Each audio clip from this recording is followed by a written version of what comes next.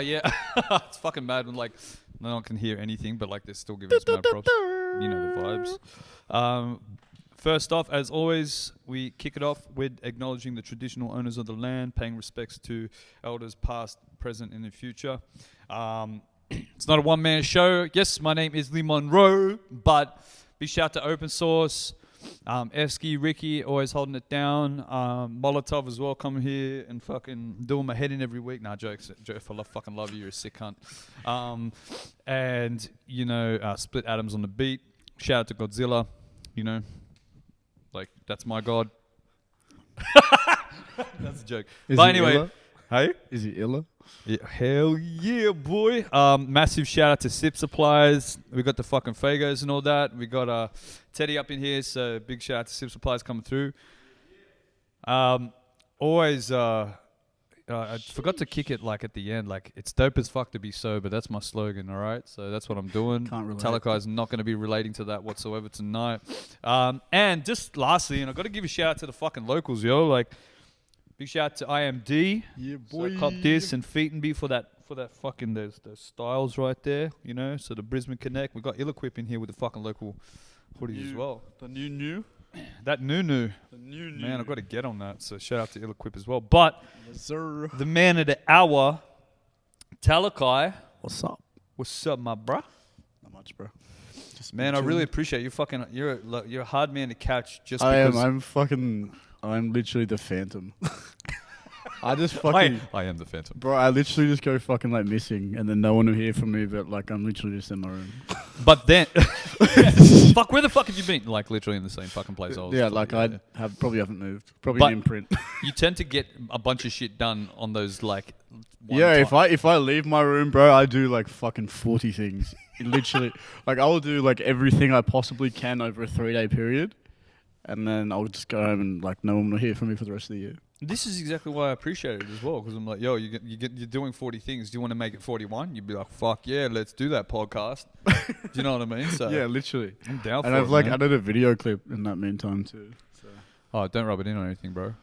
All right, it's not a pissing contest, but if you need to piss, we'll have a contest. Actually, Jeff knows like all about me like rushing things or like doing 100 things at once. Because Like Jeff's like that, yeah. yeah, no, like a few years back when I won that, or come second in that competition at the Valve Bar where Jamal's ended up winning.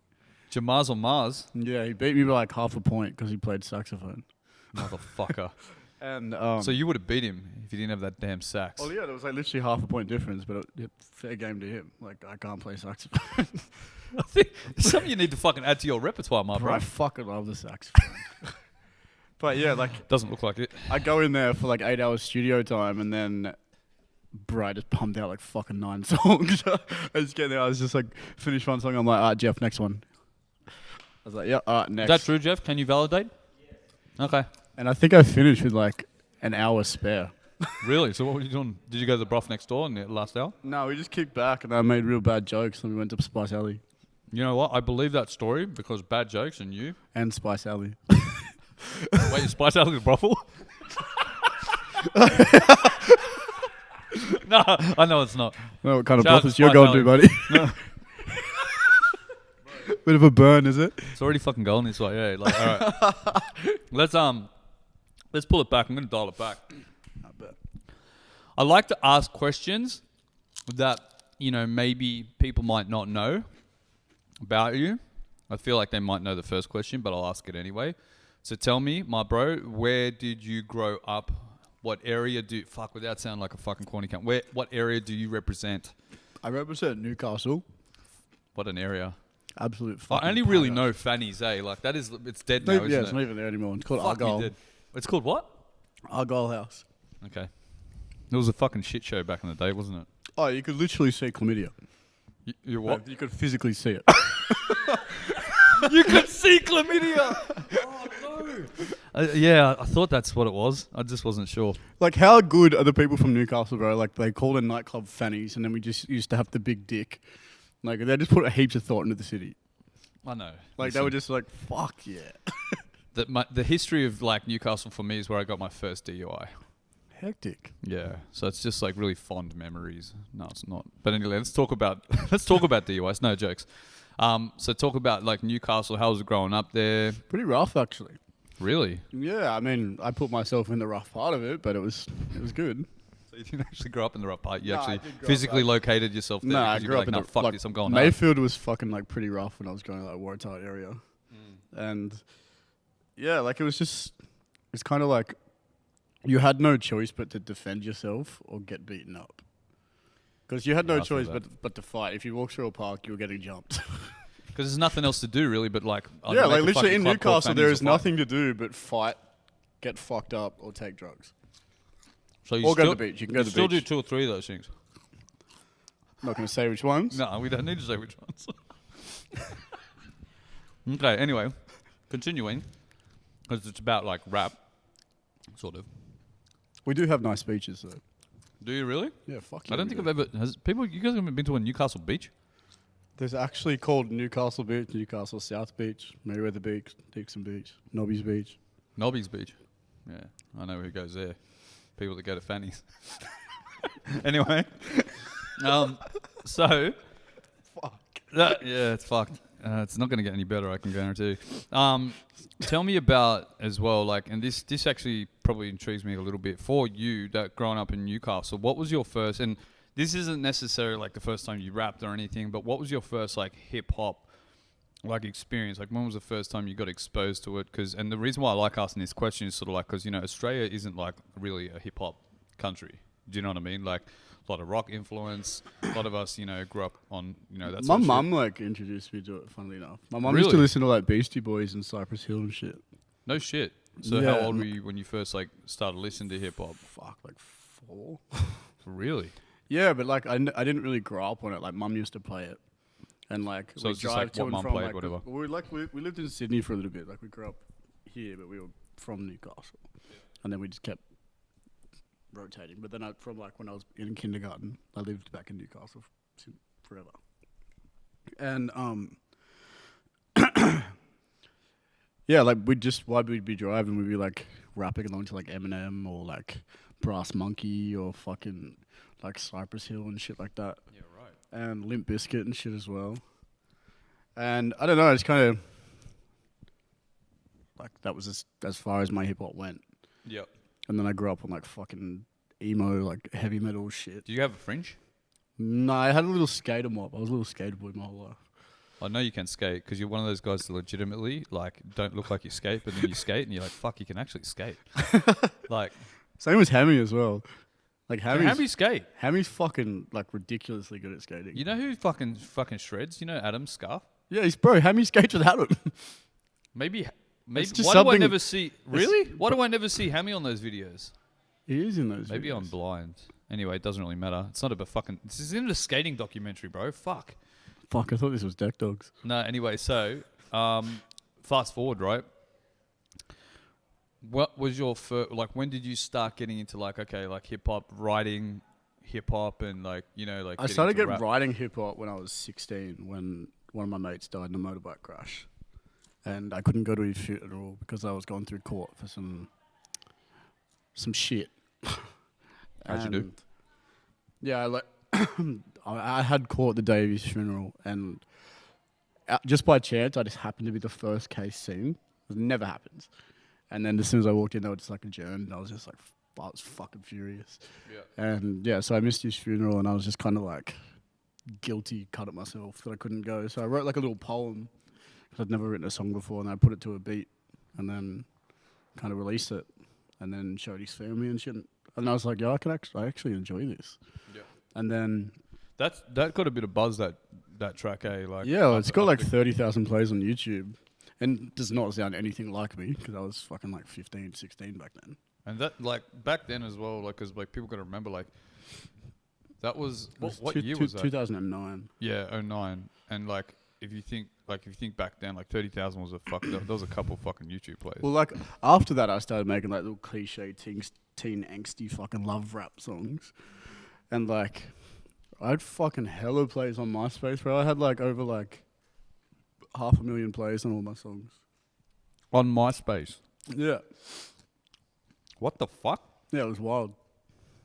Was I in your top 4? Top 8? Top 12? Bro, no one. How made many my tops top. did you have? Bro, whoever was my girlfriend that week made the top 8. Yeah, boy, yeah. Bro, high school was wild. But she was like at number 8 though, right? Oh, yeah, absolutely. Boys came first, always. YTB. The boys are always at the top. No homo. We don't get a. And then knowledge you had, speech. you'd have an argument with one of the boys in the comment section, so he drops down. Taking you at 6, bitch. Yeah, it was kind of like a social hierarchy. It's just like whoever was like the mate that week that like done the most shit with you, just like kind of like Crept swoop up. his way up. You've earned your spot. But then, like, it's not reflected in like how you're reflected on his page, and then Well, it you, was like, funny got because issues. then everyone would just fucking tweak their MySpace profile and just hide the top 8 anyways. Yeah, I it know. didn't When really it got to matter. like top 4 and like all that sort of shit, like you can manipulate. Yeah, it got crazy. So talk about you know, you started doing those you know, MySpace songs and all that, and then are you just at this stage known locally in Newey? Like, how was that? Like, how was it received locally? You know, with the guys around. Funnily enough, I've played shows at like different cities. You did. No, like not back then. I had fucking stage fright back then. But like recently, I've played shows in different cities and people just been like, "Yeah, I've been listening to you since Blocks." I was just like, "What the fuck?" Get away from me. I was just like, "Oh my lord!" They're just like, "Yeah, I've just been waiting for you to release new music." I was like, "I never really stopped. I had like a year off. I just changed my name." Yeah. And then, yeah, like even you know Jose Halftime from Hey? Perth. Have you heard of Jose Halftime from No. Perth? He's got a couple of songs with Shadow. Oh, okay. Well, his mum has listened to my songs since I used to go by Blocks. What the hell? Yeah, she's like, "Yeah, I've been a big fan of your music for years." I was like, "What the fuck?" Who are you people? Yeah, but that's over in Perth. Like, my music went that far when I was like fucking 15, bro. I was like, "What the fuck?" Yeah, the net's a crazy thing, man, in terms of like... Yeah, like my music was fucking terrible back then. Big shout out to Terrible Music. Hey!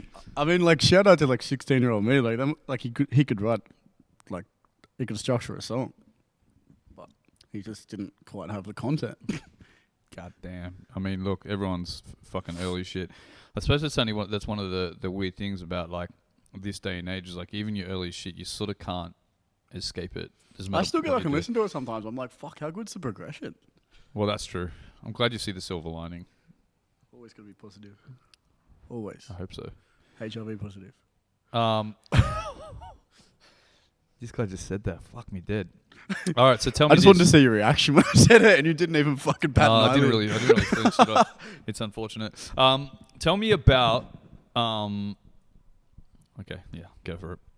So, when you started, and it's sort of local at that time, you got stage fright. You're not really performing massively. Who were then your first like real rap associates in the scene? Like, K and Mix King and shit.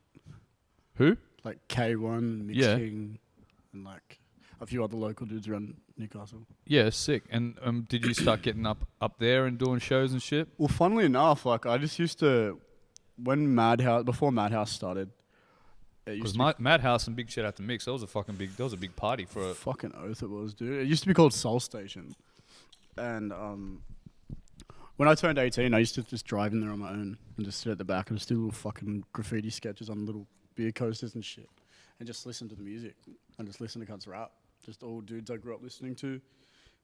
And then Mix come up to me like one day, he's just like, "Yo, like, what's your deal? Like, you're always here showing some love." And I was like, "Oh, well, I rap." And he's just like, "Oh, I'll put you on a show." And I was like, "Fuck it." So I Just did. like that. Yeah, literally, it's just went, showed support, like kind of networked. I was a little bit shy kid at the back, and then he put me on a gig. It was funny because I remember the first time I properly talked to you. I'm pretty sure was in like... I think it was... Correct me if I'm wrong. I thought it was like Annandale. Not bad. Not a bad drop. I mean, I've had better, but it's definitely not bad. That's all I could afford. Not bad for the price, right? Yeah. Non-disclosure. But I'm pretty sure I chatted to you at... Maybe it was like Stanmore. It was like a gig on a corner pub. It wasn't Boldface Stag. Maybe it was an Annandale Hotel. Was it the one with Crispy and shit? Like when there were Sleepwalkers and like fucking Collective Crew and shit? Maybe. I think I was with Ello. But you were just sort of coming like up. When was the first time basically? It was the Annandale. It was at Annandale, hey? Yeah, I just rocked it because I was with I already knew who you were though, like online and shit, Yeah, like we were yeah, mates and yeah. stuff. But like it was the first time I actually met you and shit. Yeah. So was that when you were starting to do shows and like when did you start like venturing off and getting No, like that was Sydney when I was shit? like 21 that I went to that, or like 20. I started doing shows when I was 18. In other cities? Yeah. So I played one show in Newcastle. Yeah. And then my second show was literally like a few weeks later. So opening up for Sleepwalkers and Collective Crew in Sydney. Oh, hectic. Yeah, massive shout out to It was like the day before my 19th birthday. It was fresh. and how like how was that? Like just going from like, you know, doing it like I know it sounds fucked up. Like I know Newcastle's not that far, but like going and doing the Sydney show and how did that I like, was connect up? excited, bro, and then I got put off as like opening act, obviously, and then like my rapping was good, but I was holding the mic like down here, and Sort of like you are now for the podcast. yeah, Yeah. and just like Shots fired. yeah, and then I was like fucking like staring at my toes. I was not fucking making any eye Oh, contact. really? I was not making any eye contact with the fucking audience at all, and like obviously you've seen my live performances now. Yeah, like, yeah. Look, I'm not gonna lie. They're a couple of steps above that, staring at your toes. yeah, I'm staring at like my shins now. Don't lie. Yeah, but anyway, yeah. Yeah, no, it's just I like from that I felt I was just like, oh fuck, dude, like I was like, that's just fucking shit. And then when, like at one show in Newcastle, I just And that's got, like, fucked as well because I've got to say, like Crispy and Burr, like, back then they were like fucking sick. bro, they always had a fucking hectic live element. You know what I mean? Like, Yeah, fact. And I made one of the dudes I grew up like looking up to. I was just like, yo, like when I play this set, can you like literally like look at me and critique me? I was like, tell me what I'm doing wrong. I was like, I want to fix it. oh man, that's sick. And then yeah, I'd like put on like a like fairly alright show, and he's just like, oh, you just need to kind of stare at everyone. I was just like, alright, sick. I can So do then, that. did you go from like this to like this? Well, it's funny because I Fucking Pusha T? fucking hate eye contact. Like, Oh, really? Like in like a normal everyday conversation, I hate like making eye contact for like too long. And then, funnily enough, I fucking make my whole profession staring at people. And speaking to them like into their souls. Yeah, well, I kind of look past them. I like look directly in their eyes when I'm looking through them. You know what I mean? I don't make like a connection. So you don't picture them naked. I mean, it depends who it is. It depends how much wine. Yeah, the boys. Yeah. So, you know, one thing I've noticed as well, right? Like, I've sort of seen from, you know, my perspective being around as I've seen you sort of like come up and, you know, doing your shit. I've noticed the transition stylistically, you know, from a music standpoint, you know. There was a little while when I was out and I sort of noticed, you know, you did like a more like boom. I don't want to say it was boom bap, but there was certainly like a lot of that element in there. And then you sort of transitioned and then got heavily, in, you know, involved in that whole grime wave, you know, sort of thing. So talk me through, you know, that progression. Like, how did you sort of get into that lane? You know, because you're fucking with like, you know. Well, I've always heavy rapped guys. over like bassy kind of stuff. I just kind of, I always like to like experiment more or less.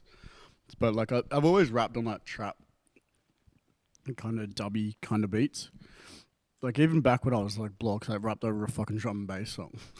Well, I was going to say, because you know what? To be real, it felt like straight away, like you were one of the guys that were doing it better. And, you know, not to like, it felt like you were already doing it. Yeah, well, Do like you I've know what I been mean? doing it for a while, but I don't know. Like I've always been in like I'd rather listen to dubstep or like EDM music than rap. I don't know why, but I just would prefer it. It's just I don't know, just like for what sounds like fucking ear rape to someone else, like literally just like soothes my brain Did waves. you say ear rapey? Yeah. Yeah, like hard styles. Yeah, like kind of like that. It's just like like that to someone else, like literally like soothes my brainwaves.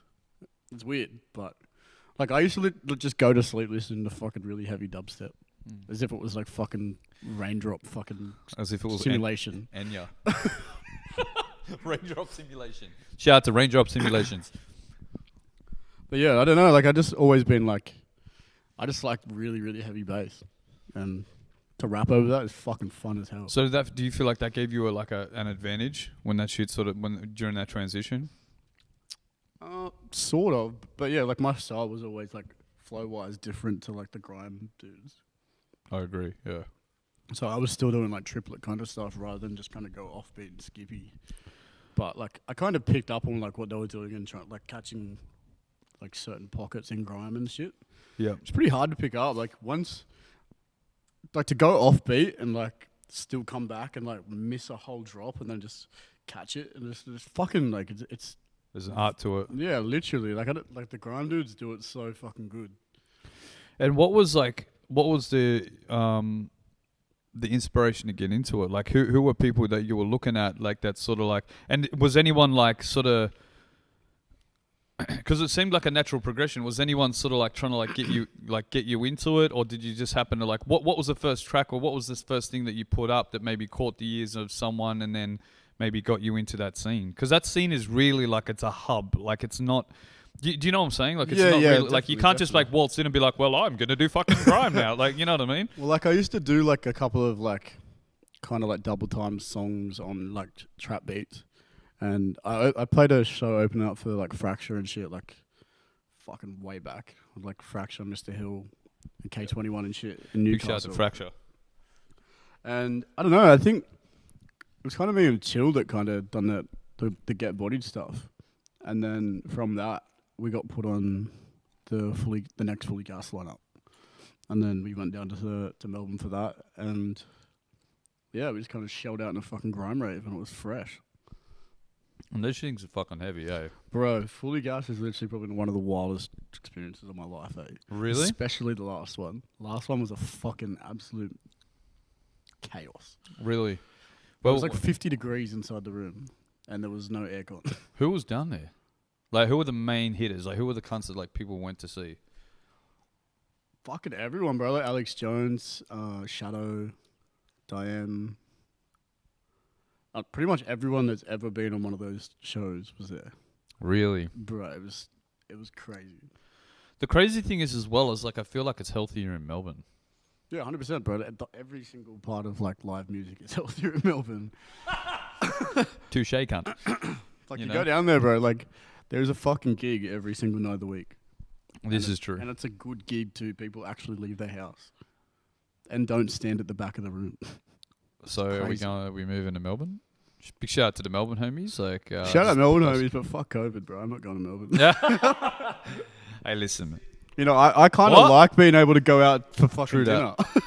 I just want to do more live rap shows. Essentially, like that's all I'm saying. You know, like you're not going to do that in fucking stage 4 lockdown. God damn. Yeah, I know it's true. You know, in terms of that though, as well, like one person that stood out to me, and I sort of wanted to get your insight to it.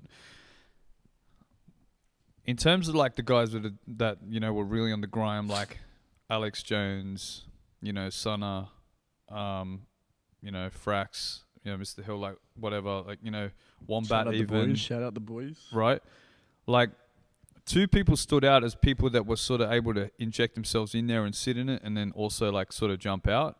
Was you and Nerve, right? Well, Nerve's like been embedded in like grime since way back. Like him and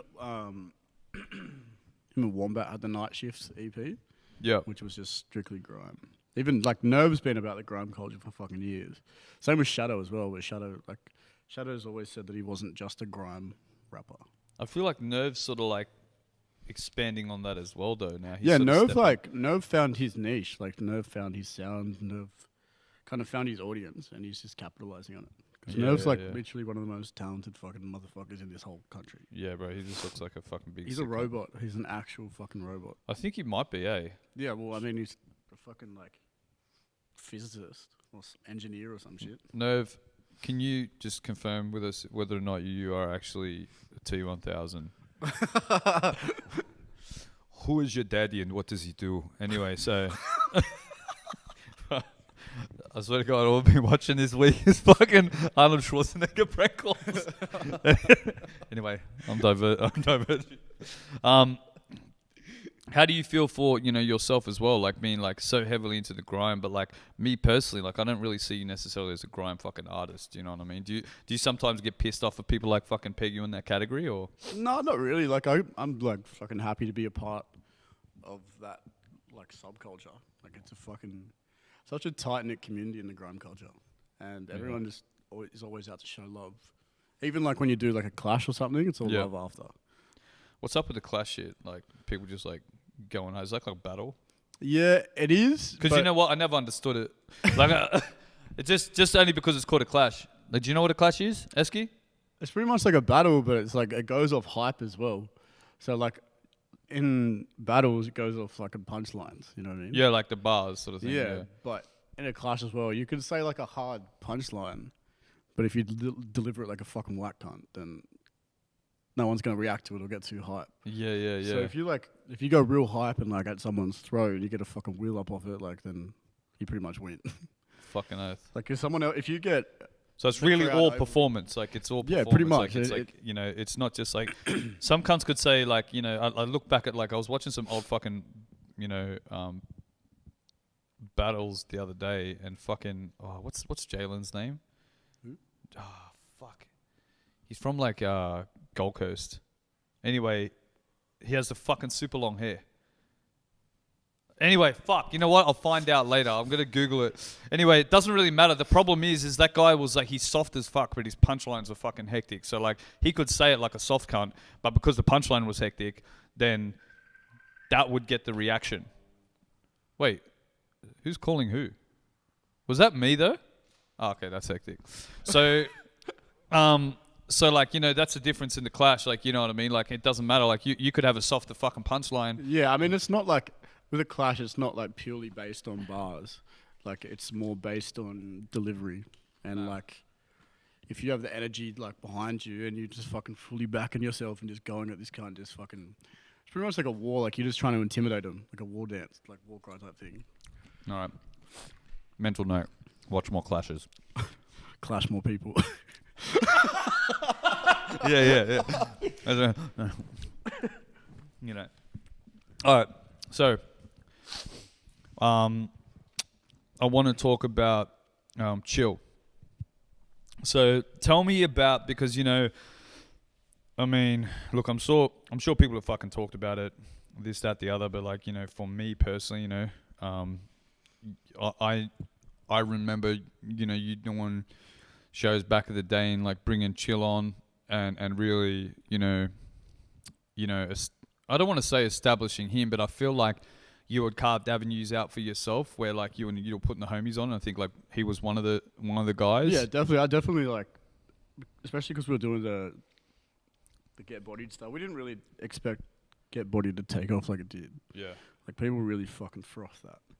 And I was going on my own tour and I was just like, there's something here. Like obviously like it's gaining heaps of fucking traction. So like let's just make this like a chill and Talakai tour. Yeah. And pretty much we sold out like most of the shows more or less. And then every single show had like fucking massive mosh pits, walls of death, like fucking so sick. And then because every single city we put someone that was popping from that city on the support. Yep. And I think for Sydney we put Nerve on the thing. And then Wombat's just like, I'll fly up. So it ended up being a Nerve and Wombat thing, and then we got Mitch on there too. just casually. Yeah, well, like he was just like, because we're all like just doing the same kind of thing off the grime stuff. And it was sort of like I don't want to say it was like but it was like lower key back then as well. Yeah, like it was big, but it was like if you knew. Yeah, we'd just be like, we just rock up to a show, and then because everyone was kind of like low key popping back then. Yeah, and we'd bring them out. And then it was just like, oh, fuck, everyone's on the fucking stage. It's fucking lit.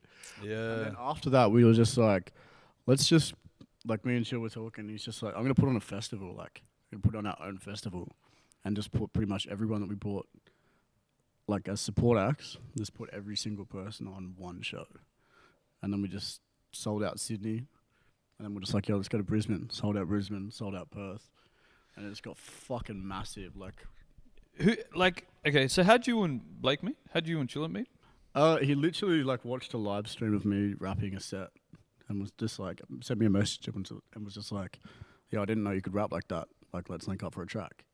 And he rang me one day when I was finishing work. He's like, I got studio time down at Body Bag. Let's like come down. And he sent me like 2 beats. And he's just like, write to this. Yep. And one was the Get Bodied one. Yep. And one was just Survival Tactics by Joey Badass. Which we ended up doing as a one take for One Love, which was fresh. You know, it was funny to see, you know, you guys had pretty much dope chemistry straight away, right? Yeah, but when we met, we just literally went down by the lake near Bagsy's house while we were waiting for him to finish whatever the fuck he was doing. And yeah, we'd never met before, so we just rolled up a joint, sat by the lake, and just fucking browed down for like an hour and just fucking talk live. And it turns out that'll do it, wouldn't it? Next minute, best of friends. Yeah, it was funny because like we kind of figured out that a few years beforehand he was supposed to play a headline show, like back before he stopped rapping. Yeah. He was supposed to play a headline show in Newcastle, and I was just sitting at home minding my own business, and he had to pull out for whatever reason, like some personal stuff happened in Sydney. And then I got a call off this promoter saying like, do you want to fill in for this headline show? I was just like, yeah, fuck it, like I'm not doing anything. Yep. And I walked out on stage and I was like, yo, what up? I'm chilling it. And these people were like, yeah. I was like, not really, I'm Talakai. I'm not really feeling it. I'm fucking taking the piss, boys. You just heard all these people be like, oh. No, but I swear, I'm fucking dope as well. Yeah, well, like by the end of it, they were pretty like happy with it. Yeah. But it was pretty funny. And then I was just like, yeah, like this kind of happened. And he's just like, oh fuck, I fully remember that. He's like, I fully had to pull out of that thing. And then yeah, like we just kind of, I don't know, we just kind of linked. We just had like real good chemistry together, and yeah, he's been like one of my best mates ever since. Yeah, it's sick. And like, there was a time though where, because you know, I had to look back at Chill, to be honest, because like I only really ever associated his name with yours. Yeah. Like as far as I knew, I've known you for a long ass time, and I've known your grind. So I'm like Tala. Yeah. Then it was Tala with Chill, and then now he was like pretty big on like Hustle Hard. Like he was pretty big way back. When he had the first running. Did he have a dip out though? Because I felt like he stepped out for ages. He stopped for like 2 or 3 years. So and then he sort of when he rolled back, and then you guys took that he was like linked up with Bagsy when he came back, and he was just doing a little bit here, a little bit there. And how was it for you to see that? How was it for you? Because like you know you've been consistent for years. Yeah. You know what I mean. So how was it for you to watch that energy as like a peer turn around to be like, yeah, like cool. Fucking did it, had to dip out for whatever reason, but now I'm back and I'm gonna fucking smash it. It was good, like I love that kind of energy, and like he kind of like forced me to work harder as well. Yep. Because he'd just become with like all these fucking ridiculously good punchlines, and I'm just like, fuck. I got punchlines too, like let's fucking do it. And yeah. I'm no slouch, I swear. Yeah, and then he just started it was so funny when he dropped One Breath, One Take. It was just like a fuck around in the studio with Bagsy.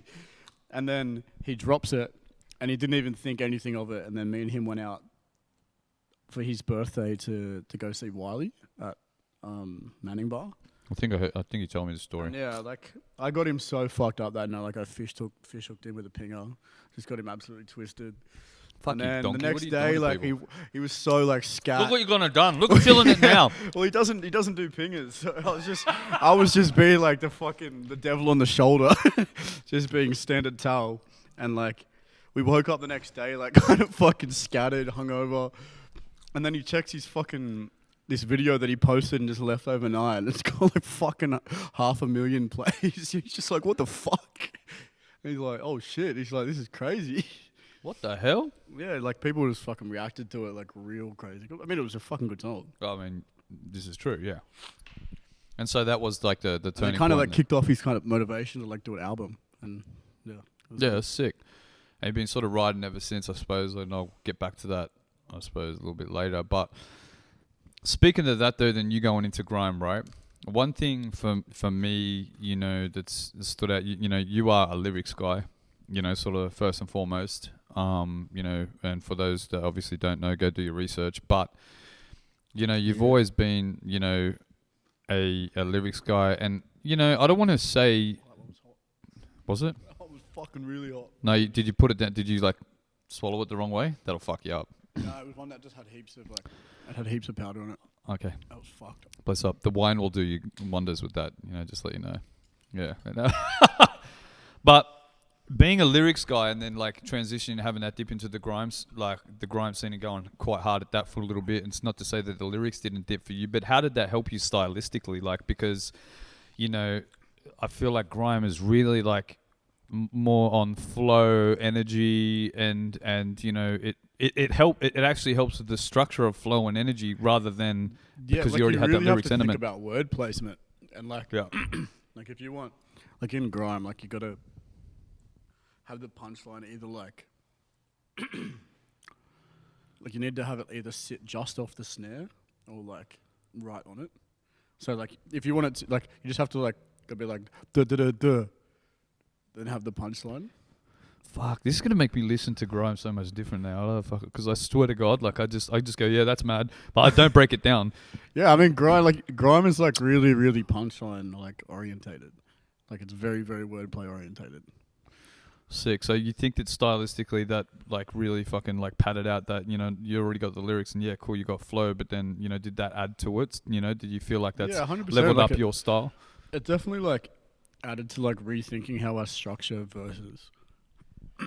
Especially like if I hear a certain type of beat, I'll like just think of flow patterns differently before I like start writing them down.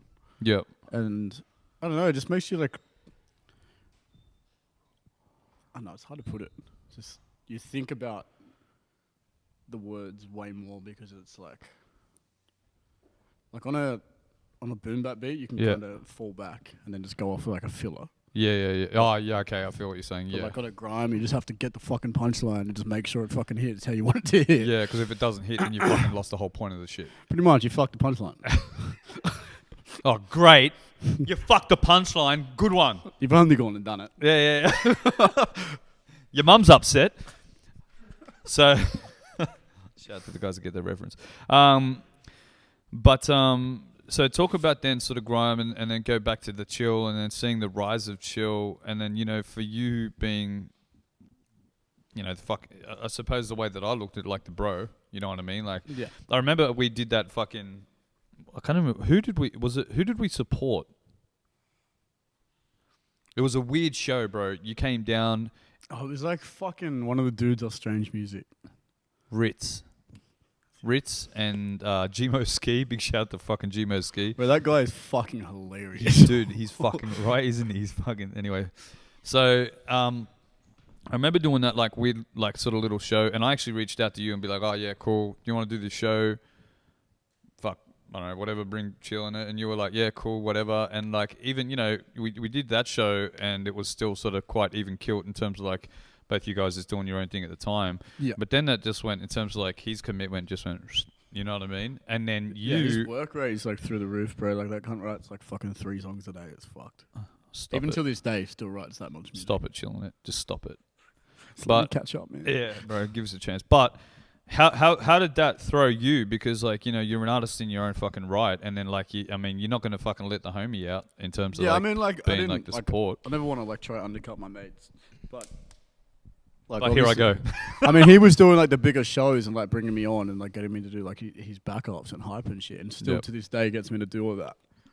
And I don't know, like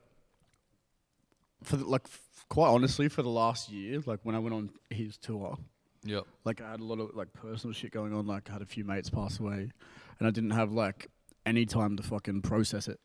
So I was just like literally, I had to bury my best mate, and then that day, like went to his funeral. Spent a bit of time at the wake and then had to hop on a train to Sydney and go play the first stop of the tour. And then, so it was just like, all right, funeral's done, fucking showtime. Yeah. It's like fucking world's not going to stop spinning. And yeah, went on the month and a bit long tour, just drug and alcohol abuse, coming home, like dealing with it in little sections, and then going away again, like on a plane. And then, like I just didn't really have any time to fucking process it. So I just wasn't really vibing music. I just couldn't be fucked writing. Up until literally when COVID happened. Like I was writing little increments, but like music was literally the fucking last thing that I gave a fuck about, to be honest. Really? Just did not give a fuck. So you weren't fucking. Do you think that fucking like that rise of chilling, giving the other shit, it just kept you sort of busy while you had to deal with shit? Yeah, well, like I'd do my shows and I'd like get paid for the shows or whatever. Yep. And then I quite honestly had more fun doing his backups than playing shows.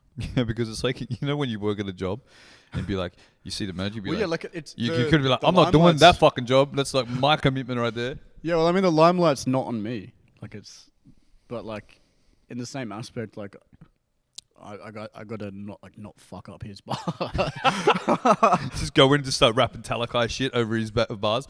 Oh, No, I think I remember you I'd telling me that get story punched where in you the were head. like the only cunt that did not belong. You and one other person were the only cunts that didn't belong in the VIP at some festival.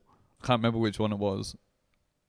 And you were like, "Fuck, I don't belong here. I'm chilling here with fucking like all these people, and like I'm fucking got this AAA pass, and like no cunt here knows me." Oh, I mean, that was most of the shows.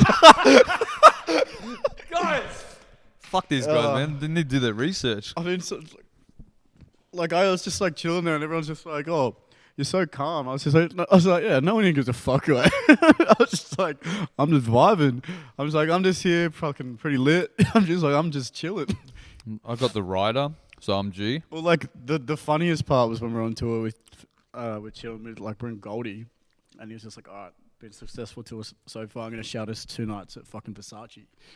So we just got a penthouse at Versace. I saw that. Bro, I was on a bender. Wombat like looked cooked as fuck. Forte As walks in. always, even when he's not. Forte walks in like being all fort. The Wombat's wearing a fucking like dirty fucking tour shirt. Chill's wearing his fucking NFL jersey. I'm on a fucking bender looking like a fucking Gronk. And we walk into the main foyer at Versace and it says no casual wear. And we're dressed like this. Then Jill's just like, "Yeah, I want the penthouse." And they're just like, "Oh, yes. Right this way, sir. And we're just in the cocktail lounge, all these fucking rich fancy cunts looking at us. And I was like, "We're not in Kansas anymore." I was like, we did not fucking fit in that place whatsoever, eh? Did you feel like a bit of a boss though? Must have. I mean, not really. I was still poor and I wasn't paying for it. Well, that's true. Oh fuck, I'd feel like a boss if I had any money, but I don't. I mean, I felt but like at a least boss for one like- that shirt's dirty. I mean, I felt like a boss for like 10 minutes when I put a Versace robe on. That was pretty cool. Hell yeah! And then you vomited on it. Hell no. No, I'm not. I'm not a pig. No, I don't spew when I drink. Come on, grow up. Yeah, all right. Sorry, bro. The next one. You know what's been really sick to see as well is your association with Ill-Equip. Yeah. So, you know, big shout I out just to like the boys. fucking supporting local streetwear, dudes. Like even like supported like G'd Up for fucking years. Yep. Ill-Equip for ages as well. And even like back home, I always support like the local street brands back home as well. Yep. I just like fucking local streetwear. Like fuck design. Yeah, 100%. You know we're paying like more for our hoodies just to rep the boys, you know what I'm saying? Bro, and we look better. It's true. Plus we're making the boys look better, but you know the Facts. vibes. But you know that relationship that you with Ill-Equip has grown now into like fam for you. Yeah, 100%. Do you know what I mean? Yeah, and you know it's a really dope thing to see. And I mean, if people haven't checked out, you know, the 2 Up shows and you know what they do with their formats, fucking hectic and really dope because it puts all the Bro, fucking it was so hectic funny MCs how I on. got like fully involved with them too. Like, Yeah, this is what I want to know because like it feels like it just felt it like was random. next day you're like just fucking like part of the furniture. Yeah, well, it was like it was random as fuck. Like, I was going on tour with Chill, Yeah. and because I worked at a nightclub as a supervisor, I could barely ever go to gigs. Besides, like the ones I'd take off for my own gigs and shit. But I could never ever go to shows on weekends. Couldn't do anything because I was working fucking Friday, Saturday, Sunday, and I quit my job the night before to go on tour. I'm just like, fuck it, I'm going on tour. I can't commit to weekends. I'm not going to ruin the work relationship by saying I might come back at this date. So I'm just like, I'm just going to quit. And then the first 2 Up was on the next day. And I was like, fuck it. I can finally go to a show. I'm making the trip down to Sydney. Fuck yeah. And then I just rocked up. And then me and Crispy just went back to back in a cypher. And Lee was just like, I'm gonna try this one. That's a good choice. Trust. But yeah, Lee was just like, he comes up to me and he was just so thankful for me being there. Because like there was a little bit of hype about me like going on tour, supporting and whatnot. And I was like, oh bro, like it's fucking my pleasure. Like cheers for fucking putting on a gig. I was like, I had nothing to do tonight and I can And a finally fucking good gig. Bro, that Was gig that? was fucking lit. That was the one where Graveyard Boys were on, right? Yeah. The first one. Yeah, I think so. I can't. Oh Pretty yeah, sure.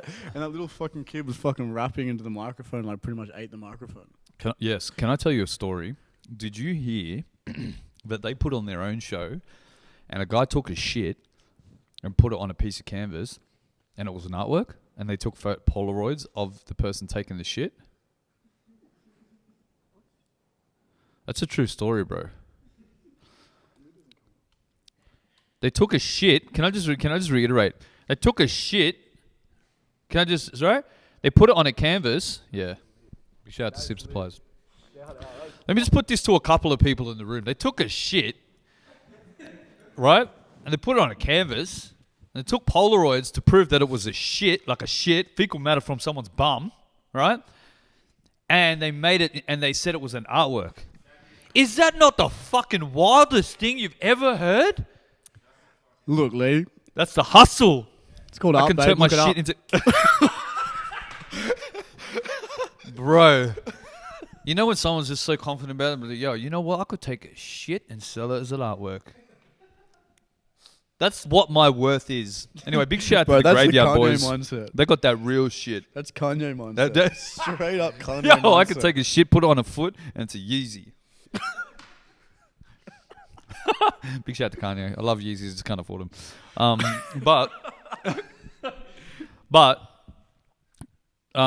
Yeah, sorry, continue. Me continue. You're talking. I'm sorry, bro. I couldn't believe it. It just came to my mind that someone took a shit and put it on the canvas. Anyway, so talk about then the relationship. Wait. No. How much did it sell for? I don't know. Bro, if anyone knows the whereabouts of that shit picture, I want to see the receipt. Yeah, we want to see the receipt, how much you paid for it, and how much What the fuck went through your mind? how much you give a shit about the Graveyard Boys. Or take a shit. I don't know, whatever. Or they took a shit, you took their shit. Okay, whatever. Anyway, listen, man, stop changing the subject, eh? It's rude. You know, I'm trying to establish ill-equip in your relationship with him. So you did the first one, he was appreciative of it, and then what? You were wearing the Magpie shirt. And then they put me on the next one as a headliner. Oh, yeah, true. I think I was on that one. Yeah. As your support. Oh, shit. Hey. World keeps turning. Chronic keeps burning. Yeah, and then it's funny because me and Crispy had been mates since I was like 18, like from that gig. Yeah. And we'd never done a show. We have the same birthday. We have the same fucking friend group that he grew up with from Newcastle. And Did Crispy grow up in Newcastle? no, he's just friends with a lot of my friends from Newcastle. They That's grew so up together. random. And we grew up with Scrub's brother as well, by the way. What the fuck? Scrub's from Newcastle. He's Scrub from Newcastle. He's I from thought he was Muswellbrook. further up. He's from Muswellbrook. Where do he put his lips, bar? Fucking, you don't want to know, bro. He's from Muswellbrook. Big shout out to Scrub, bro. 100. But so after that, then it's developed into something crazy because Yeah, I remember, Hazy finally got us in the studio together. Like Yeah, you and after Chris- being friends for so long. and that was a hectic EP. One thing I noticed though, I'm pretty sure it's on your, is it on your page? I'm pretty sure that EP is on your is on your page. I tried to look up Crispy. I'm like, all I can find is Talakai, and then like You know Crispy what? just turns up on those. You know fucking what? I'm gonna look directly in the camera for this. Crispy's never dropped an album. Oh shit! Drop your fucking album, Crispy, you dog, you dirty dog! Fucking drop an album, you fuck! It's funny. Big shout out to Crispy. Me and Crispy always get into like heated arguments, and I was just like, so "How many albums did you drop, Crispy?" And he's just like, fuck." It's just an instant like. He's got nothing though. checkmate. He can't say anything. Bro, he sits on a song for 4 years and just like, I just might want to change the ending, bro. Bro, Hazy can vouch for that. Like, Hazy can vouch for that, bro. Fuck, poor Hazy as well. It was fucking hectic when you did that EP in one day. That was a very big night. It was a very big night. Really. I'm sure it would have been. You, Hazy, Crispy, not less. not fun. But Not fun. What do you mean? That's a not fun for three-piece someone combo. that's like practicing sobriety, my friend. Listen, You right? so you know that like the relationship with like Ill-Equipped, they then went on to like put on your show here in Sydney. And all that sort of stuff. And what has that turned into for you guys? Like, I mean, is it just like just the homies now, and like you know, do what you can it's with just them? kind of like every time I come down to Sydney, I just make sure I reach out to them and like catch up with them, and like I do like as much as I can to support their brand and like get their brand out. Like, I pretty much wear their brand more than I wear my own skin. Really? Yeah, I just It's wear sort of weird, fuck. but I get you. I just like their fucking clothes, bro. Don't judge me. I won't, bro. I swear. The next one. Fuck, this chip's really fucking us up. Bro, they've made my mouth so dry. I literally don't. I don't know if I've ever cleared my throat more, or I think we've collectively cleared our throat more than anyone on the face of the planet in the last fucking I've definitely hour. cleared my throat more on a weekend, but Oh, really? No homo. So, take it how you will. let's go to Knobs Beach. Is it Knobs Beach? Anyway, I feel fucked up now because this is actually a serious question.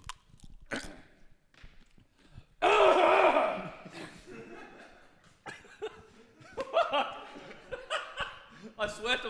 You know what, bro? Fuck. I swear to God. It's fucked. Alright? For anyone wondering, these are fucking flaming hot Doritos. So, we're trying to do this and not clear our throat. Like, some of them have like a stupid amount of fucking powder on it. It's Ricky, I fucking- swear I'll pick that up later. Mad respect to the venue. I love you. Anyway. Here's the deal. Are you serious now? Just be serious for a second. Oh, cheers, bro. Big shout out to Saying Rich for being coming through. serious. Just like, yeah, it's just a cute laugh. I just almost cleared my throat again. So, one massive thing that I've always had mad respect for you for, on a real serious note, is your, I hate to say that, there's an element of clout chase, I feel, when people talk about mental health, right? And it's not to discredit, people's journeys and stuff like that, but in terms of me knowing you personally and what we've talked about, I remember very early on you're pretty forthcoming with a lot of people, especially like 2009, 10, like I think 2009 say to 2012, because I sort of met you around 11, 12, I think, all right? A lot, like that was 12, 13. Well, there you go. A lot of people still were like pretty like hard, really trying to rep, put on that like bravado. But like one of the first like proper conversations you and I had, you were like, yo, I'm actually just coming off like a pretty fucking rough patch, this happened. And, like I was like, yo, that's fucking mad props for, coming out and having a real discussion. Do you know what I mean? So it's always, and then, it's reflected in, obviously music, early recordings and shit that you have and addressing shit. How important is that, for you in terms of your expression to keep as part of what you do in music? Well, like when I was going through like that whole grime phase, I was just making like kind of like more punchline based stuff. And then when I took that kind of like a year of like, fuck this shit, I'm just going to focus on fixing myself after not giving it the attention when it needed it. When COVID kind of hit, I was just like, I need to take like a step back and kind of find, I don't know, my appreciation for music again. And I was like, pretty much had the conversation with myself, like, why do you do music? Like, what the fuck are you doing? Yeah. And then started writing out like thoughts and stuff. And it's like, it'll be reflected on like my album that's dropping. I kind of want to like break the stigma about not talking about mental health. Because like I've lost so many fucking mates, like over 25 mates to mental health. And it's just like, even like the little things, not just like the straight up like I'm sad or like I'm going through like a drug addiction. It's just like the little things. It's just like it's okay to be alone. Yeah. it's okay to fucking appreciate your own company, and like I feel like a lot of people just feel like pressured to talk about not wanting to be alone or being pressured into being around company. Do you know what I mean? Yeah. And then Like it's made to feel like that's what the norm is supposed to be. yeah, it's made to feel like you need to be around someone at all times. Yeah. And it's just like, and that's not the case. Like you'll just suffocate yourself that way. Yeah. And like it's Like there's a beauty in fucking like being cool with just being by yourself almost. well, once you learn to like appreciate your own company, bro, like there's nothing else like more soothing than just going home and just I don't know thinking about shit because you're comfortable within yourself. You know what I mean? Yeah. I don't know, and I feel like people just need to like talk to their mates more because everyone's worried about talking to their mates, but people need to realize that your friends really don't mind having that conversation, like at all. And if they do, then you fucking need your mates. Yeah. Fuck those guys. Yeah, fact. But yeah, I mean, thinking about it now, like it's a lot harder to put into words than what it was when I was writing the songs. Yeah. In the songs, it's just like, I think I worded it pretty well. Yeah. But yeah, I don't know, when you try and like reword shit, it just gets twisted. But yeah, I just wanted to like kind of break the stigma about like it's okay to not be okay sometimes. Yeah. And the reason why I bring that up is because, like, you know, to be really honest, I feel like there was like a wave almost of like sad music that like people were almost like writing, you know, like I'm a sad cunt. Like, well, a lot of people were writing that because they were fucking like taking benzos, and that's how they make you feel. Well, yeah, well that's true. You know what I mean? Like, I mean, and how do you feel about that as well? Because you know that whole underlying. Everyone's got their own poison, bro. I got no opinion on it. What's yours, mate? No comment. That's okay. Look, just have a sip of the wine there. You know that Yes, writer's Dad. block that you were talking about before, right? Like, what do you feel got you out of that? What was the Experimenting with new music. New like? Yeah, like I started trying to sing on songs. Mate, you didn't try. I heard your fucking hot summer jam, right? Talakai. Single coming out 2021 with Lee Mongo. Lee Mongo and Talakai. Watch his space. We're going to release it on Crispy's channel. It's coming soon on the Crispy's debut EP. Crispy's debut is not going to actually have a song with fucking Crispy on it. It's going to be like Crispy. It's coming February 31st. Yeah. All right. Fuck, I swear to God we're doing it. Anyway, cool. But we're not going to tell everyone. They can have to find it themselves. But what? Yeah. So that's what broke that that writer's block for you. Yeah, I mean, I kind of like. I mean, I stopped trying to force music. Like, if I didn't feel like writing, I just didn't fucking write. I went and did something else. And I feel like you should never ever try and force it. Like, don't sit down there and be like, all right, I need to fucking write this, because it won't come. And if it does come, it's not going to be fucking authentic. Yep. And then I just started getting like different kinds of beats. I just sit there with headphones on, listening to beats for fucking like probably like an hour and a half, 2 hours, and then one beat would come on, and then I just start like humming like a little singy kind of chorus to Hot myself. Summer Jam. Yeah, well, not that one. That one was literally just a piss take. Okay. Still dope as shit I ever heard. But anyway, go. But yeah, I just start humming like a little hook, and then I just start like doing the little like the dubba dubba dubba dubba dubba, like the little mumbles to try and get the flow patterns Mumble down. raps. So yeah, basically just Migos. that's literally how I start fucking my verses. I start mumbling shit, and then I fill in those mumbles with words. Like I'm the worst rapper ever. I'm pretty sure that's how every rapper now objects. A lot of people like write without beats. No, I find that strange. Yeah, I don't know. The beat is definitely a big the beat has guidance. to drive the song for me. 100%, bro. Especially like the emotion aspect of it. Do you know what I mean? Like, Yeah. that's a fucking massive one. But yeah, I guess that's kind of what broke it. Like just letting beats play and just come naturally. Yeah. just So not try putting to- pressure on, like to like be like, oh fuck, well Talakai's got to fucking release something. Well, just that's let it like happen. when I was writing so many verses for ages, and they just ended up being angry fucking diss verses to nothing. I'd write it like it sounded like it was a diss to somebody, but it was just kind of me just trying to sound like a hard cunt. And then like I'll get halfway like every through writing diss the known verse. to fucking hip hop. Yeah, I'd get halfway through writing the verse. I was like, what the fuck are you talking about? Who the fuck are you talking to, lad? I was just like, your fucking pencil case isn't that bad, bro. Just leave him alone. What you got to be a bully for? Why you bully me? Talk to me about, you've had positive shit to say about COVID, right? Not I mean the people dying. You haven't been speaking positively about that. So big shout out to like people grieving. Like, we love you so much, and we're here for you if you need to talk. But in terms of COVID for you, and like I suppose encouraging, you to get back into it. What positive elements did you take from it, and what's been the key thing to like help you get, I don't know, out of that drought, and what do you think? Well, is at the time? like I was saying to you, like I'm probably like the only person that's benefited from COVID. Yeah, true. I 'Cause, mean, like- look, I'm not gonna lie. I think creatives have. Do you think creatives have like? I mean, they have, but they've also like suffered. Yeah, some stuff like- is fucking crazy. Yeah, like I needed that fucking extra few months just to not do anything, like to Yeah. do absolutely the bare minimum, not leave my house, don't fucking talk to anyone, just. It's basically like Relax. Talakai last year, but except like it was like It's basically like me for all 26 years of living, but now I had a reason. yeah. So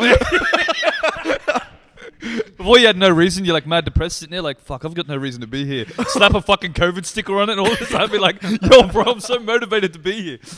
Yeah, but I mean, it was like I done a lot of like self-reflecting while doing nothing, but like in the same aspect, I also missed out on like a lot of money. Same with like chill, like going on Oh his yeah, tour.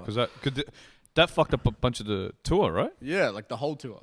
And Oh, the and entirety a lot of of it. the Yeah, that'll festivals do it. we were supposed to play and stuff as well. So like I missed out on like a lot of money. He missed out on a lot of money, but at the end of the day, my mental health is back to normal, and that's the most important thing. Yeah. Like, luckily for me, like money is never the motive.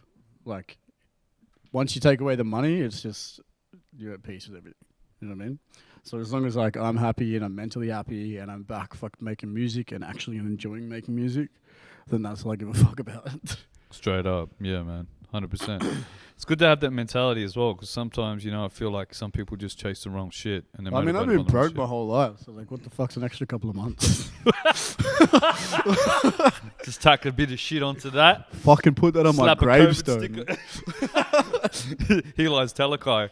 What's an extra couple of months of being broke? ... Shit. Died from COVID 2020. And also lived. Lived and died. Yeah. Speaking of living and dying, bro, you're one of the biggest bender cunts I know, eh? Yeah, but I look the youngest. Out of the bender guys? Yeah. Yeah, you do as well. But see, the thing is, Tell me about the bender lifestyle. How do you people do it? don't know their Why limits, do you bro. do Like it? people don't like understand their limits. Like I go very, very hard, but then I fuck off for about a month and don't do anything. Like I'll go home and just lock myself in my room and fucking wallow in self-pity. Cold sweats, like I'll go skate. Like I live with my grandparents, so I just help my nan around the house, just do normal shit. Dude, no, that's not even normal. That's like wholesome.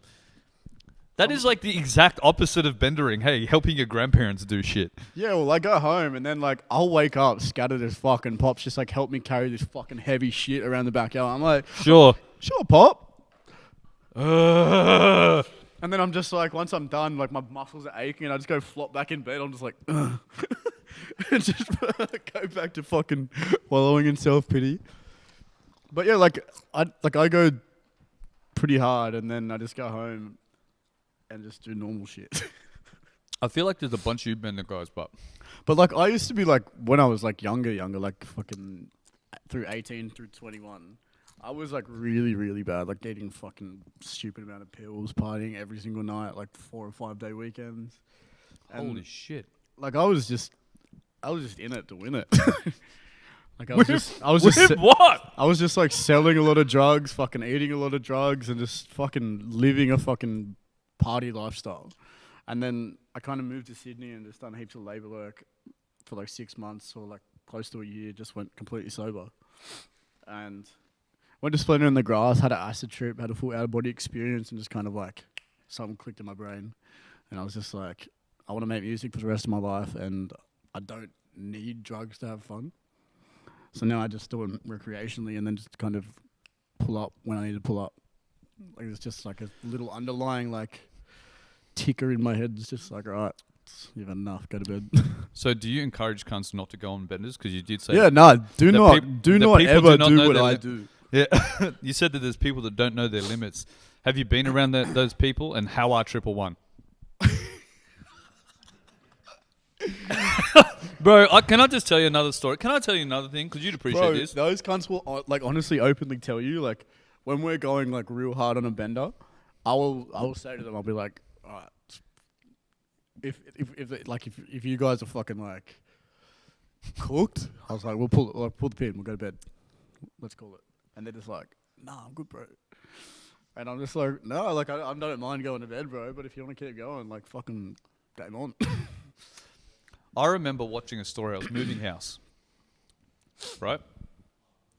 And I was sitting there, and I was watching Obi and Crispy go beer for beer. Oh, bro, that hurt me. Bro, I was watching it. I remember sitting there next to my son, like literally, and I was watching the story, and I'm like, literally, he doesn't know what I'm watching. He's on his phone, like bugging around, taking this little break, and I'm just like, oh no. Oh no. Oh no. Bro, it was like the fucking biggest train wreck to watch. But somehow they're both still with us in this physical realm, right? I think that, I don't know if he ended up with no eyebrows on that. No. It was He definitely had the no eyebrows before that. Okay. But, you know, for shit like that, like, yeah, like, how do you feel about those situations? I mean, what happens on the bender stays on the bender. Not when it's on Instagram anyway. It was, I mean, like, quite literally his eyebrows stayed on the bender. Yeah. R.I.P. Obi's Shout out Obi. I Shout fucking out love Obi, you, bro. I don't even know the guy like the best, but you know he's fucking good value. I must say, it's so good. I would let him have my kids. No, you certainly would not. No, Okay, so this next part, you know, the current drill shit, right? Current drill wave and stuff like that. Yep. I feel the elements of it stylistically, you guys, the grime, sort of opened the doors a little bit for it in terms of it being relative or relevant here in Australia. How do you feel about that? Do you feel as though, and how do you feel about that Lil scene? Snow was the first person in Oz to do drill. Hey? Like, Lil Snow was the first person in Oz to do drill. Yep. And then, like, 1-4 did it, like, in the early stuff. And, like, that shit was crazy. Like, as soon as they put out one song and it's got, like, even before, like, Shanks and Shivs and shit. It was fucking... No, I know, bro. Esky, what was the track? What was their first shit? Was it What You Know? What yeah, you know? that track. That was hard. Because Esky showed me their shit. They're already on, like, you know, tens of thousands, like, creeping up in views already before anything. I guess, like, the grime stuff kind of opened the international door a little bit because we were getting like recognition for doing like the Triple J grime cipher and shit, and that was pretty fresh. And like, even like when we were down in Melbourne doing the 50-50 stuff, like the fully gas stuff, Fracture got us up because he was doing a set with DJ Slimzy, which is fucking Dizzy Rascal's old DJ, and I got up and spat a verse, and I got a wheel up of DJ Slimzy. I was like, bruh, that's big.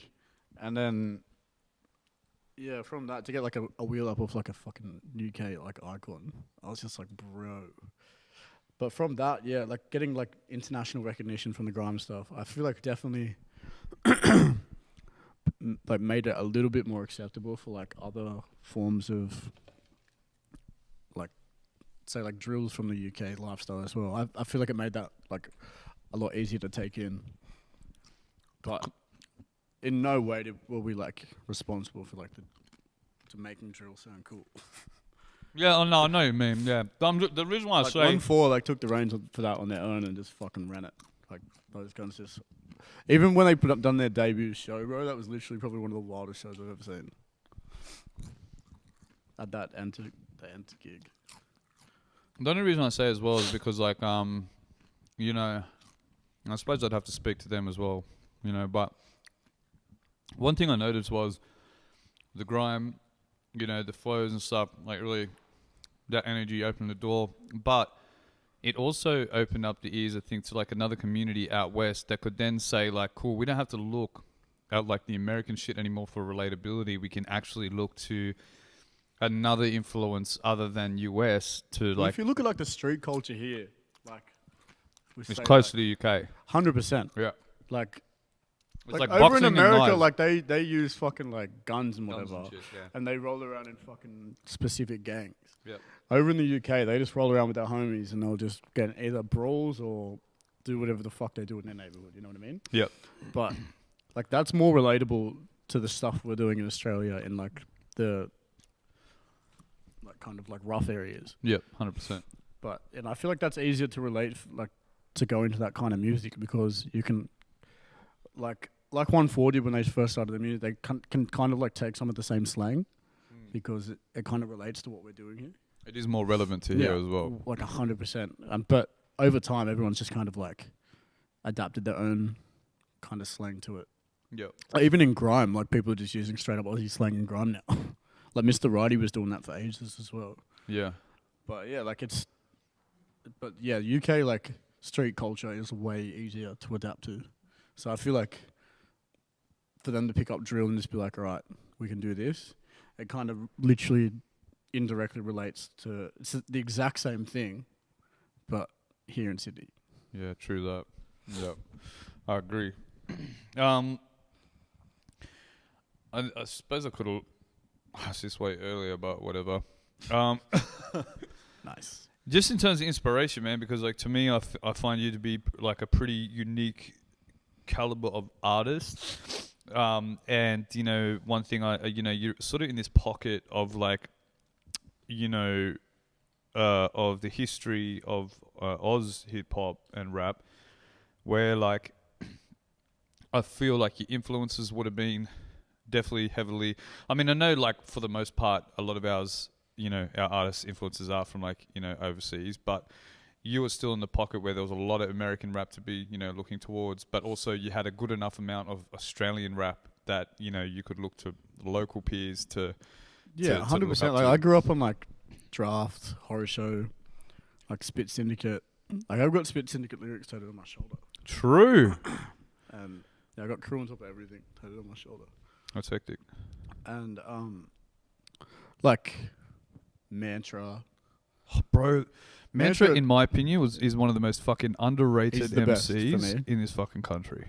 For me, it's like Mantra, Dielectrics, Jimmy Nice, Solo, and probably Draft. My top 5. Fuck, that's a big thing. Special, like honorable mention to Seth Century for being one of the best songwriters. Yeah. But yeah, they were like dudes I grew up on. But I wasn't really like more so influenced by that. I kind of just like wrote songs that I wanted to hear. Yeah. So I guess that's like why my stuff's like more unique to most things. Because I listen to like mainly like EDM and shit. Or like I listen to Big L. I used to listen to Big L like heaps. He's probably my favorite rapper of all time. Well, I was going to ask that because, you know, the thing is, and I say this a lot when I'm speaking to MCs here, one thing I really think is sometimes fucked up. I can't listen to a lot of Oz stuff. It's grating because they can't flow. They're very, like, syncopated. Yeah. And I feel like Americans mastered flow. So that's where, like, hip-hop originated. So. Oh, of course, you know what I mean? So.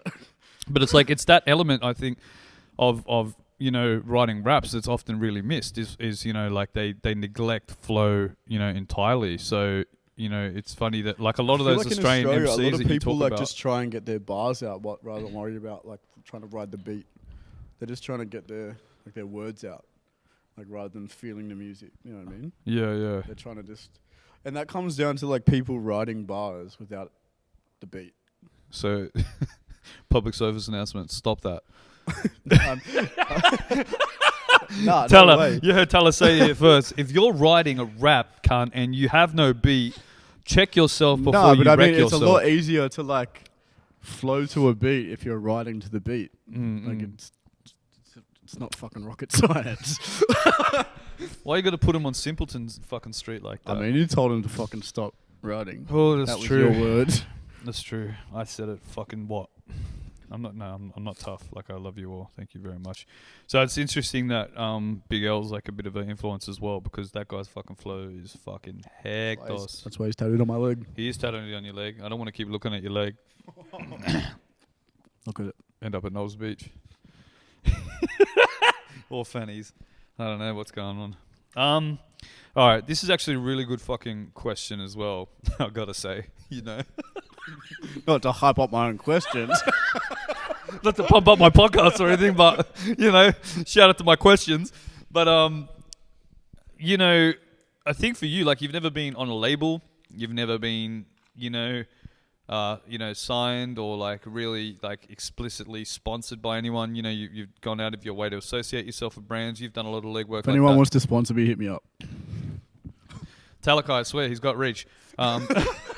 But in all honesty, though, right, like, you've still had in our scene some fucking very, very solid success, and, you know, you've toured the country, you know, you've got, you know, hundreds of thousands of plays, and, you know what I mean, across the board, and, like, you know, fuck, bro, you've carved out a name for yourself. So, I mean, you know, looking at that, and, you know, and doing all that by yourself, what are some of the fucking, like, biggest pain in the ass challenges you find being an artist to, like, still maintain that level of success while essentially having to manage your whole shit?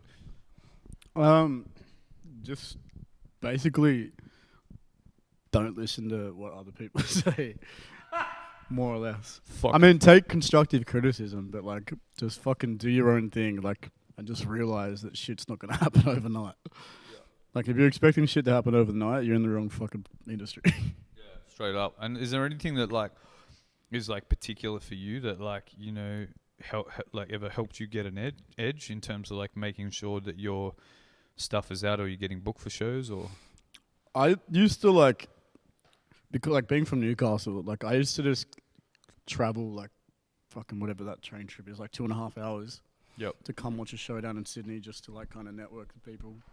And that was a big one, bro. I do remember, like, even back in the day, you were always, like, a local show. Yeah, and then I'd just get the train back home. Like, I'd wait in the fucking cold till, like, fucking 4 a.m. Get the ghost train back to Newcastle, and then. The ghost train. Bro, there's no one on it, and it stops at every fucking stop on the way, bro. Like, it's fuck. It takes like 4 hours. It's Gouge my fucking- eyeballs out. Fuck. So yeah, like, I just used to do that, like, every week, and then I'd go to other shows. I used to just go to every show. I just used to make it my thing to be at every single show, and I'd be up the front showing love to everyone. So from that, I guess people kind of recognized me, and then because I was showing so much love, like, they just put me on shows without question. We don't even know if you're good. Here's a microphone. Stares at toes. No, but, like, that was the thing. Well, fuck, we're never doing that again. That was a one-off thing, man. That was a one-off thing. Nah, like, I'd get up at the end of the cypher and I'd rap, and that was just kind of my flex at that show. I'd go there, and then I just took any chance to jump into, like, an open mic, but because I couldn't freestyle, I just rapped pre-writtens, which were good verses. So I just always sound really good. Yeah. Everyone's like, God damn, this guy's freestyles are outrageous. And Why then why does he always end it at 16 bars? But why does he always say the same thing at every show? I don't know, I'm just feeling it all the time. Like, I'm on Groundhog Day, baby.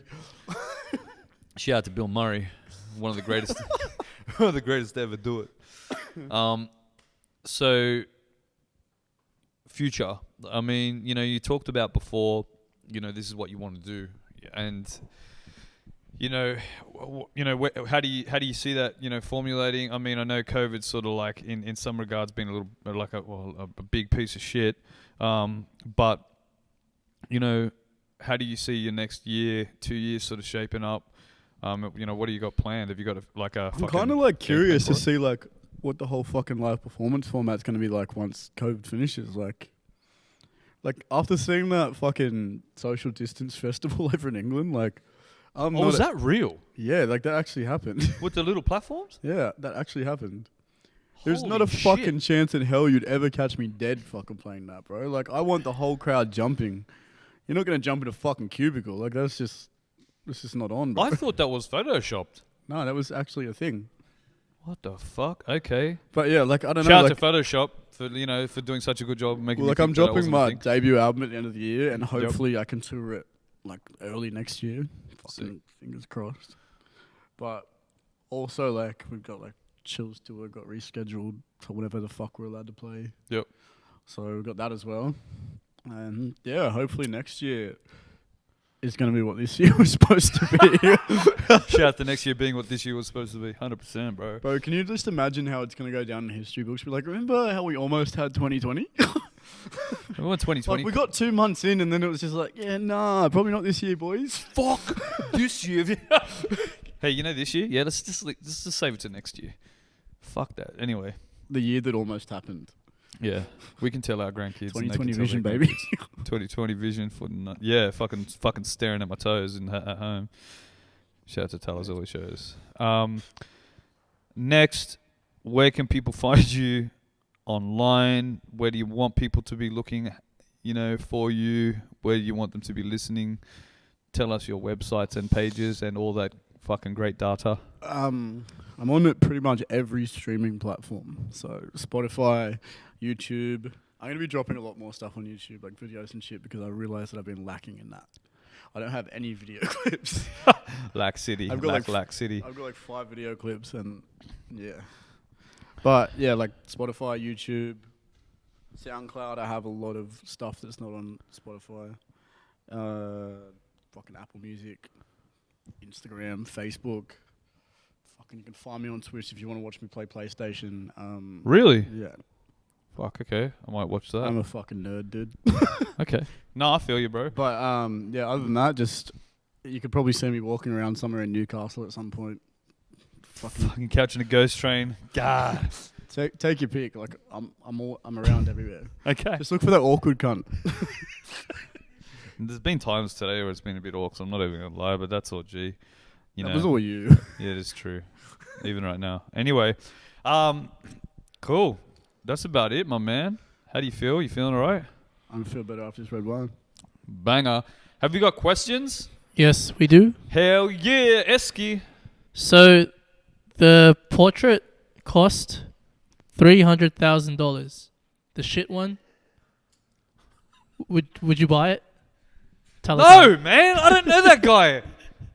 Bro, God damn. Would you buy a $300,000 shit show? I didn't even have $300 for that. Yeah, bro. I have $300 for something pay else. 300 cents, man. I would literally be like, keep your... You know what? If you need money, I'll give you money. But keep the Bro, poster. if I was going to pay $300,000 for an artwork, it better be fucking Basquiat, nothing else. Banger. Mackenzie's going to appreciate that one. Next. Some guy from Russia with a weird name. I can't even pronounce it. Says, would you be keen to jump on a grime clash? A grime clash from Russia? I don't know what that... Bro, that's fucking... That already sounds hectic as... I don't know, man. Are you going to bring the vodka? Yeah, I was going to say. Well, you sort of has to, right? If he's No, inviting. I don't really do much of the grime stuff anymore. I'm just kind of focused on doing my album and music. Yeah, and he has to do his album and music because he doesn't need to end up like Crispy. Just call out Wombat. I'm sure he'll clash anyone. Fucking hope he will, bro. Shout out my boy Wombat. Young Energy Batsky. in that quote. Hayden Kerr asked, where's the best burrito from Talakai? And in brackets, be careful with your answer. Best burrito? Yeah. Antojitos in Newcastle. Woo! No question. Like that place, I don't know what the fuck they put in their burritos, but it's ridiculous. It's monkeys. Next question is from Danny Clark. Have you ever been to the UK? I'm from Manchester. I was supposed to be in the UK this year for Chill's tour, but COVID. We're supposed to hang out with Slow Tie. Fuck, really? Slow Tie loves Chill. Fuck, man. Yeah, I'm kind of cut. I'm really getting angry at COVID, eh? But yeah, I was supposed to I've never left the country, and I was supposed to go to England and New Zealand. And yeah, that never happened. Just feeling. It's a bit rapey, yep. It's from a question in the comment section. Who's your favorite UK artist? Favorite UK artist? Wow. Like of all time or current? Just go all time. I'm gonna all time probably Plan B. Right, that guy musically was like on another level. Yeah. Like that Ill Manners album was one of the best albums ever made. We'll check. And last question: are there any artists locally that we haven't heard of that you're keeping an eye on? Oh. Christian Dean's little brother LDS that was on Mitch's album. That dude is like, you guys have heard him like rap, but wait till you hear him properly sing. Sing, dude. yeah. Like, ridiculous. LDS, Broken Link. Shout out my boys at Broken Link. 100%. Shout out to Espa. There's a lot of other like local talent that's fucking ridiculous as well. Just keep an eye out over the next 12 months of a lot of people. Yep. Right on. That's it. My bro. Yes, sir. We can actually like that. It was all good. Thank you very much. And we out. We out. Woo!